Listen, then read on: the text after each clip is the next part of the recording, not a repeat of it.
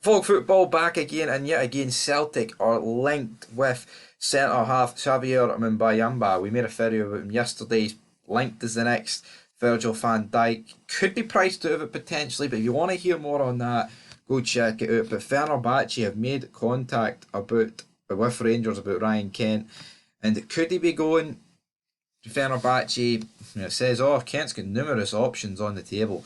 I like to see these numerous options because the way Kent's been playing in recent months, who the fuck would want him? Aris Derisalinga, Sporting Director Roberto Palica, has confirmed Rangers' interest in Honduras winger Luis Palma. I mean, that needs to stop getting mentioned. I don't want to see Luis Palma mentioned until it's actually been done. But talking about Rangers, Josh McPake has returned to Rangers following his loan.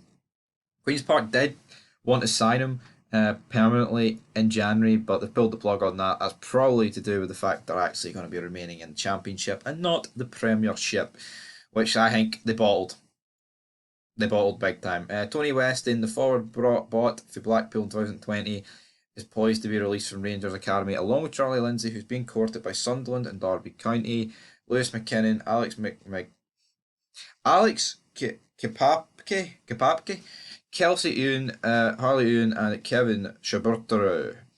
All these mad names, man. What's going on? What's going on, man? So, yeah, they must be released as well, not too sure. Motherwell manager Stuart Kettlewell wants to keep strikers Miguel Mandron and John Abika, who signed short-term deals in January for next season.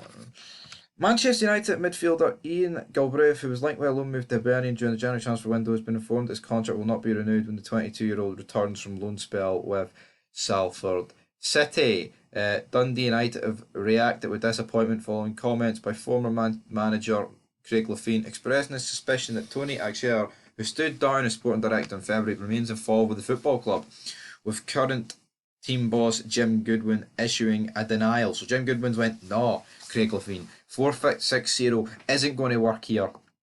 Big man, absolutely not. But I mean, Jesus Christ, the transfer news is dead. I feel like last week, man, it was all kicking off.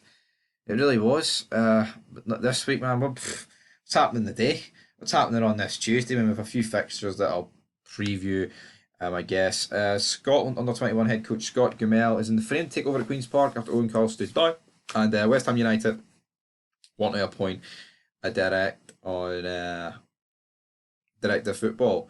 So Mark Noble's the sporting director, damn, and also reduce the influence of David Moyes on transfers if the Scot stays as manager, which seems a bit stupid. Like, I feel like the manager should always have an influence on transfers. Maybe I'm wrong for that, but I don't know.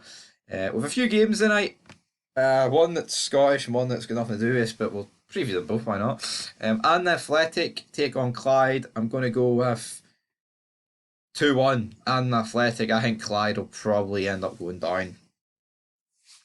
Been shite all season. They're kind of just lucky the fact that Peterhead were worse.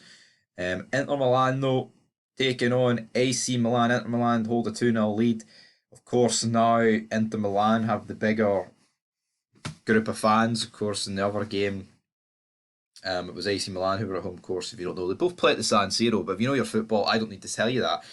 Which is, it's mad that they play at the same stadium. I just could not imagine Rangers and Celtic playing at the same stadium. No. No. Like, and I'm not saying that the Milan derby ain't big, right?